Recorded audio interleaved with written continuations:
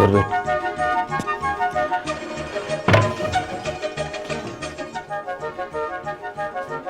ఎవరు చూడలే కదా?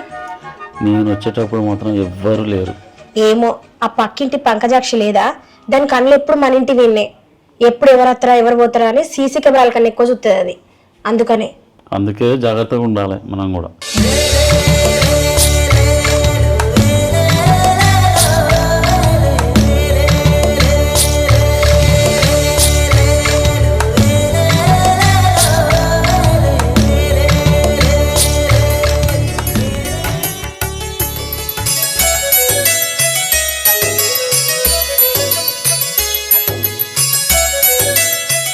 దేవి, రోజు రోజు నీ అందం నా ఆకలిని దూరం చేస్తుంటే నీ ప్రేమ నా బాధను తీరుస్తుంది. దేవి, నీ చూపులు నా జీవితానికి ఒక అర్థం చూపుతున్నాయి. అయినా ఏం ప్రయోజనం రాజు? మన ఇద్దరం జీవితం అనే పడవలో ప్రయాణం చేయట్లేదు కదా. మన ఇద్దరి జీవితం ఎవరికి వారే ఒంటరి ప్రయాణం అయిపోయింది కదా. దేవి, అట్లా అనకు దేవి. మన గూడులు వేరైనా మన జీవనం ఒకటే. మన శరీరాలు వేరైనా మన మనసు ఒక్కటే. మా బంధువులనే దయ్యాలు చేసిన పరిచయం నా భార్య, ఆ దేవుడు చేసిన పరిచయం నువ్వు. సరే గాని ఇట్లా చెప్పమంటే ఎన్ని కవిత్వాలైనా చెప్పుకుంటేనే కూర్చుంటావు, కానీ ఇంటి దగ్గర మీ అమ్మ ఉన్న నీ భార్య ఎదురు చూస్తూ ఉంటారు. వెళ్ళు. నా కర్మ, నా జీవితానికి ఇది ఒక్కటే తక్కువ.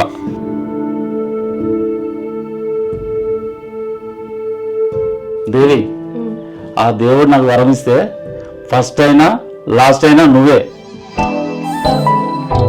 నిన్నే కోరుకుంటా. సరే, ఉంటా.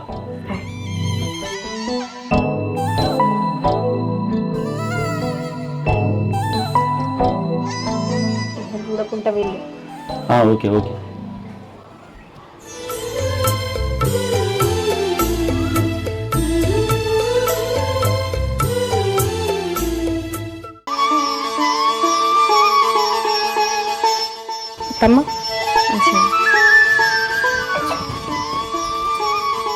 కూర్చున్నాడు ఏమద్దు కానీ రోజు రోజుకి నీ కొడుకు ప్రవర్తన బాగా మారుతుంది అత్తమ్మ.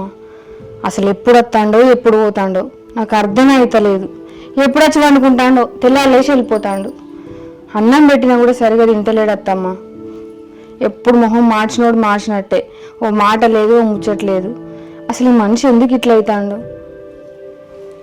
నిజమేనే, నేను కూడా బాగా గమనిస్తానా. ఎందుకు ఇట్లా చేస్తాడు వీడు?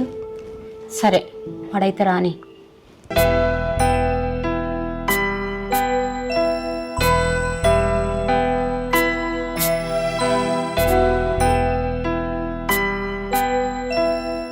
ఏడికి పోయినావు బిడ్డ? ఏడికి వేస్తాను? చిన్న పని ఉంటే బయటకు పోయినమ్మా.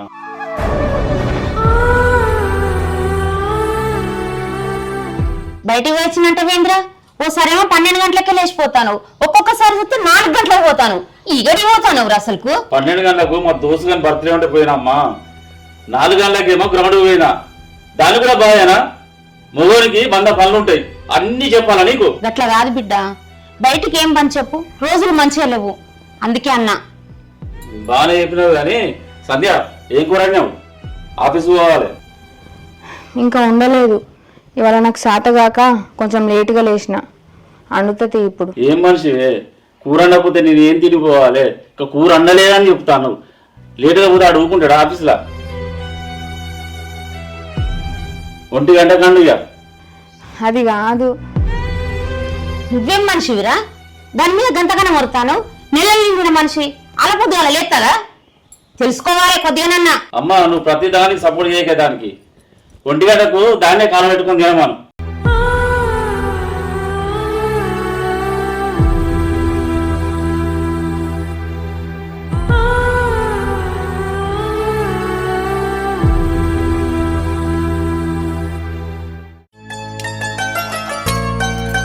హలో దేవి,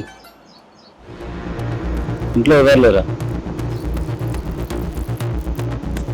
ఇక్కడ బయట కూడా ఎవరు లేరు, వస్తున్నా.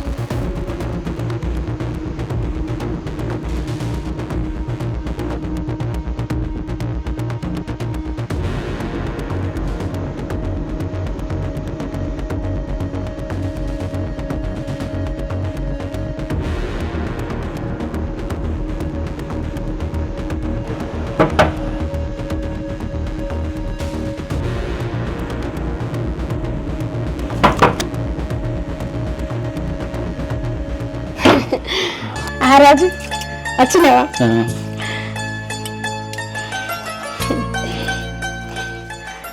ఏమో రాజు, అసలు నిన్ను చూడకుండా ఉండలేకపోతానా.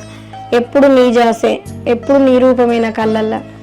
దేవి, రోజు రోజుకు నీ మీద నాకు పిచ్చి పెరిగిపోతుంది. నువ్వు లేకపోతే నేను ఉండలేను. మా ఇంట్లో కూడా బాగా ప్రెజర్ ఎక్కువ అవుతుంది. అసలు ఏం చేయాలో అర్థమవుతలేదు. అవునా? నువ్వేం చేస్తావు తీ రాజు, ఆమెను వదిలేవు, నన్ను వదిలిపెట్టలేవు. దేవి, అందుకే నాకు ఒక ఆలోచన వచ్చింది. ఏం ఆలోచన? సంధ్యను అడ్డు తొలగిద్దాం అనుకుంటున్నా. అంటే? చంపేద్దాం అనుకుంటున్నా. అమ్మో, ఆమెను చంపి జైలుకు పోవడమా? ఆమెను చంపి జైలు పోవడం కంటే నువ్వు నన్నే సెకండ్ మ్యారేజ్ చేసుకోవచ్చు కదా. వామ్మో, సెకండ్ మ్యారేజ్ చేసుకుని 10 మంది సమాధానం చెప్పే బదులు దాన్ని చంపేస్తే పని అయిపోతుంది. దాన్ని చంపితే నాకేమవుతుందా? ఇచ్చేదా టైం చూసి నిన్నే ఎప్పుడో లేపేస్తా, క్లియర్ అవుతుంది. ఏం ఆలోచిస్తున్నావే? ఏం లేదు రాజు, మనం ఏం చేస్తే సంతోషంగా ఉంటామని ఆలోచిస్తాను. సరే కానీ నువ్వు ఇవేమి మనసులో పెట్టుకోకు. ఈ చంపుడు గింపుడు ఇవన్నీ ఏమొద్దు, ఆలోచించుదాం. దానికి నా చేతులతో కాకుండా దాని మాటలతో చంపేస్తా. సరేనా?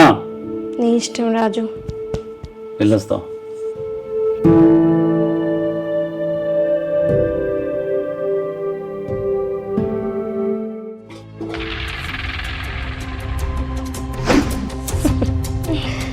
అరే, మీ సావు మీ ఇంట్లో మీరు సావండ్రా.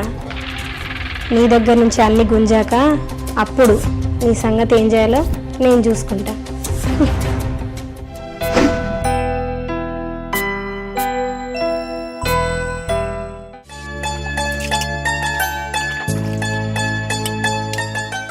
పేపర్ చదువుతున్నారా?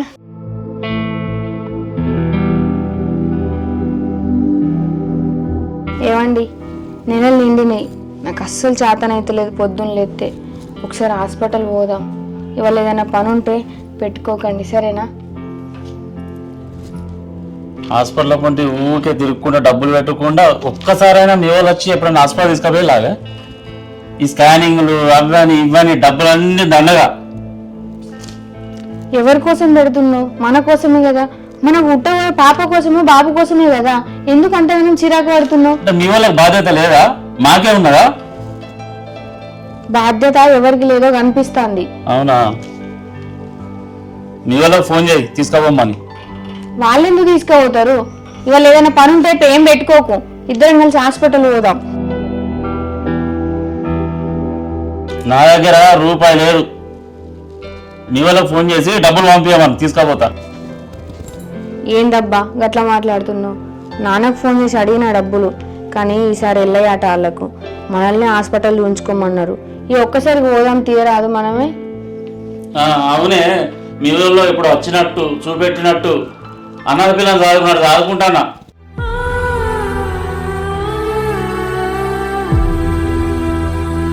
ఏందిరా ఈ కసుక్కునుడైంది దాన్ని?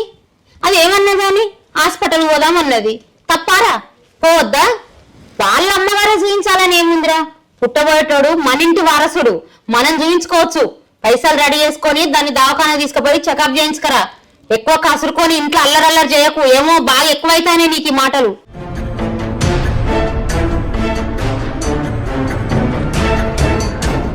ఏ నాకాడ పైసలు లేవే.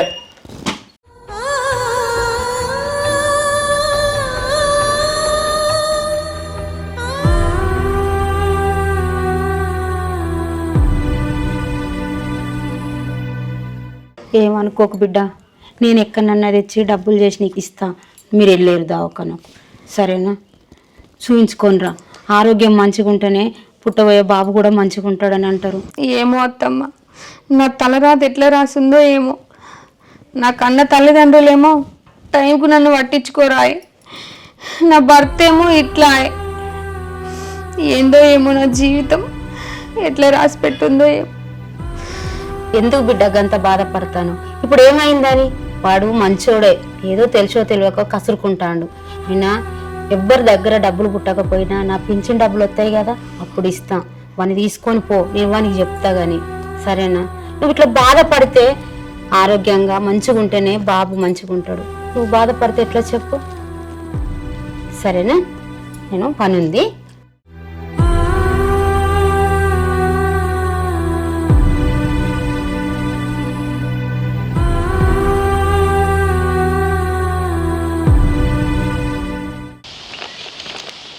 నమస్తే అన్న. దా, ఎప్పుడు వచ్చావు అన్న? కూర్చో. నేను కొద్దిసేపు వచ్చి అలా వాకింగ్ చేసుకుంటా కూర్చున్నా, నీ గురించే వెయిట్ చేస్తున్నా. అన్న రాజు, ఏం లేదు, మన డబ్బులు రెడీ అయిపోయినాయి, ₹1,00,000 వరకు కలెక్షన్ అయినాయి.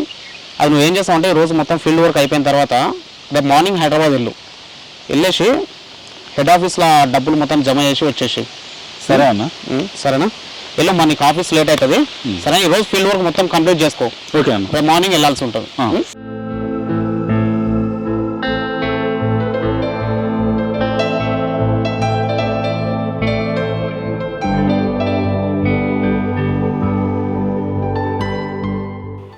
దేవి, ఏంది అట్లున్నావు? ఏం ఆలోచిస్తాను? అదే రాజు, ఒక చిన్న విషయం ఉంది. అయ్యో, నాకు చెప్పండా? చెప్పరాదు, నాకు ఏంటి ఆ విషయం ఏందో చెప్పరాదు.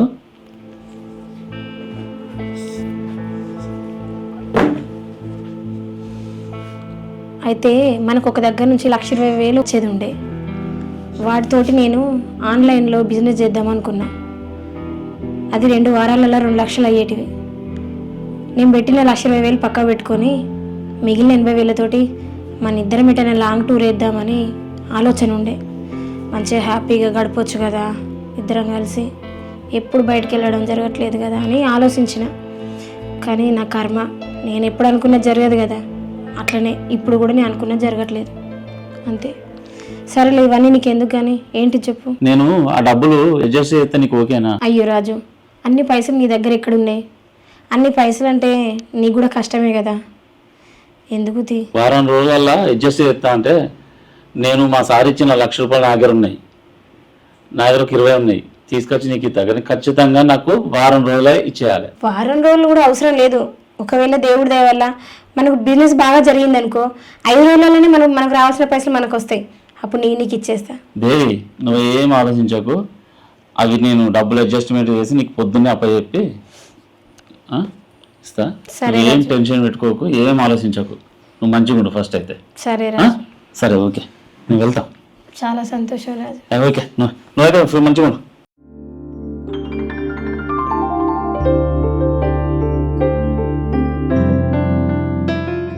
ఏదవా నా కొడుక, ఈ భార్య నువ్వు చంపితే నాకేం వస్తుందిరా? ఆ డబ్బులైతే రానే రాదు, 1,20,000. అవి నా చేతికి వచ్చాక నేనే నిన్ను చంపుతా. ఈ భూమి మీద నీకు నూకలు చెల్లిపోతానేరా.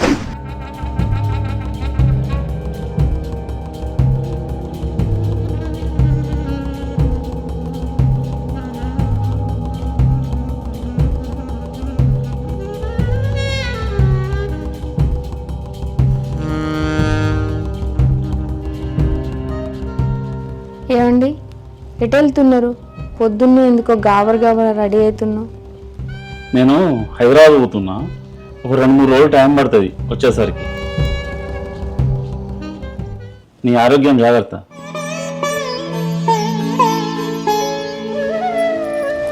సరే అండి, నేను జాగ్రత్తనే ఉంటా. మరి అక్కడికి వెళ్తున్నారు కదా, మీకు ఫుడ్, రూము ఎట్లా మరి? నేను అవన్నీ చూసుకుంటా, కానీ నువ్వైతే జాగ్రత్త. బాయ్.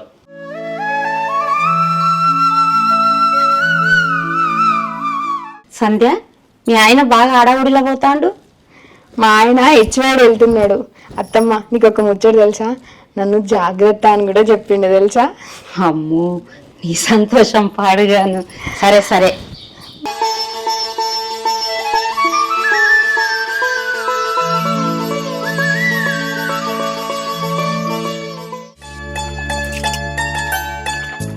రాజు అన్న, ఇంట్లో మొత్తం ₹1,00,000 ఉన్నాయి. అన్న. జాగ్రత్త. సరే అన్న. హైదరాబాద్ పోయి హెడ్ ఆఫీస్లో డిపాజిట్ చేసి సాయంత్రం వరకు వచ్చేసాయి. సరే అన్న. ఓకే, అన్న. బాయ్.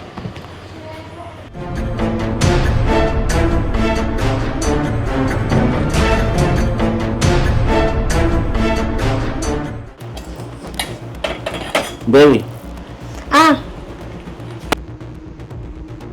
ఇందులో 1,20,000 ఉన్నాయి. అవునా, ఇంత త్వరగా చేసినావా రాజు? కానీ ఖచ్చితంగా వారం రోజులలో అప్పచెప్పాలి. అయ్యో, నేను చెప్పినా కదా, వారం రోజులు కూడా అవసరం లేదు. ఒకవేళ బిజినెస్ బాగా వచ్చిందనుకో 3-4 రోజులనే ఇచ్చేస్తాను చెప్పినా కదా. సరే, నేను ఇప్పుడు హైదరాబాద్ పోతా, ఒక లాడ్జ్లో ఉంటా. సెల్ స్విచ్ ఆఫ్ ఉంటది, నువ్వేం టెన్షన్ పడకు. ఎందుకంటే మా ఆఫీస్ వాళ్ళు ఫోన్ చేస్తారు కాబట్టి నేను స్విచ్ ఆఫ్ పెడతా. నువ్వు డబ్బులు అరేంజ్ కాగానే నువ్వు మరి నాకు ఫోన్ చేయి. సరే రాజు. సరే, నేను వెళ్తాను మరి. సరే, జాగ్రత్త. బాయ్. ఫోన్ చేయి అంటాను కదా. Okay, bye.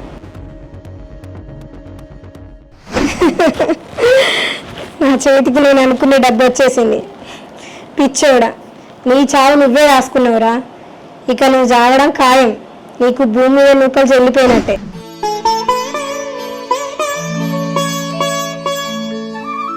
సంధ్య, ఇటు అటు ఎందుకు తిరుగుతాను? ఇక్కడ కూర్చోవచ్చు. ఏమో అత్తమ్మ, నా మనసు అంత మంచి లేదు. ఈయన 2 రోజులు అవుతుంది పోయి. కూర్చోవే, నువ్వు కూర్చో, వాడే వస్తాడు కానీ. ఏందమ్మా రాజుండా? అయ్యో ఏందన్నా అట్లా అంటున్నావు? కూర్చోబుడ్డా. నీకు చెప్పబోయింది కదా హైదరాబాద్, వాళ్ళకి ఎట్లా అడుగుతాను? ఏమైంది ఆయనకు? నేను పంపించిన మాట వాస్తవమే. ఆయనకు 1,00,000 రూపాయలు ఇచ్చేసి హెచ్వైడి పోయి హెడ్ ఆఫీస్ లా పైసలు జమ చేసి రమ్మని చెప్పిన. 2 రోజులు అవుతుంది, ఫోన్ లిఫ్ట్ చేస్తలేడు, అసలు కలుస్తలేడు, స్విచ్ ఆఫ్ చేసుకున్నాడు. ఇంటికి ఏమైనా వచ్చిందా, మీకేమైనా ఫోన్ చేసినా అని అడగనీకి వచ్చిన. లేదన్నా, మాకు ఫోన్ చేయలే. నీ 1,00,000 రూపాయలు ఎటు పోతావు కానీ ఆ మనిషి ఎక్కడున్నాడో, మరి తిన్నాడా ఉన్నాడా ఫస్ట్ అది కనుక్కో అన్నా. ఆయన ఫోన్ స్విచ్ ఆన్ అయితే కదా నేను ఏమైనా కనుక్కుంటా. ఆ 1,00,000 రూపాయలు తీసుకొని ఎక్కడికో వాడిపోయినట్టున్నాడు. ఏందన్నా గట్లా మాట్లాడుతున్నావు? నువ్వు తెలిసిన గిట్లా మాట్లాడితే ఎట్లా చెప్పు? నాకు తెలుసు కాబట్టి అమ్మా, 3 రోజులు అయినాక నేను ఇక్కడికి వచ్చి మిమ్మల్ని అడుగుతున్నా.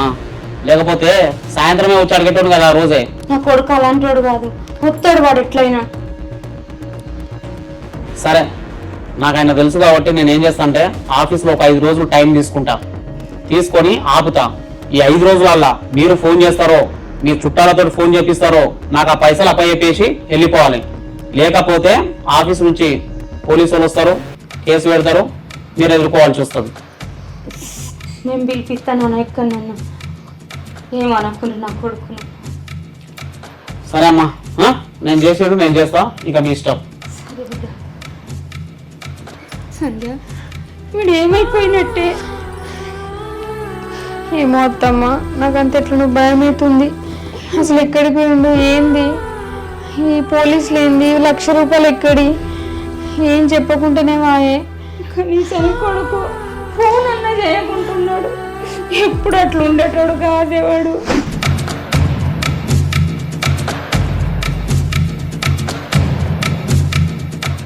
ఇంకెక్కడ రాజురా, నువ్వు నీ పెళ్ళాన్ని చంపుతాను. నీ పెళ్ళాన్ని చంపితే నాకేం వస్తుందిరా పిచ్చిగాడిది. అదే నీకు స్కెచ్ అయితే నాకు డబ్బులు వచ్చినాయి, నీ పని కూడా ఖతమైంది.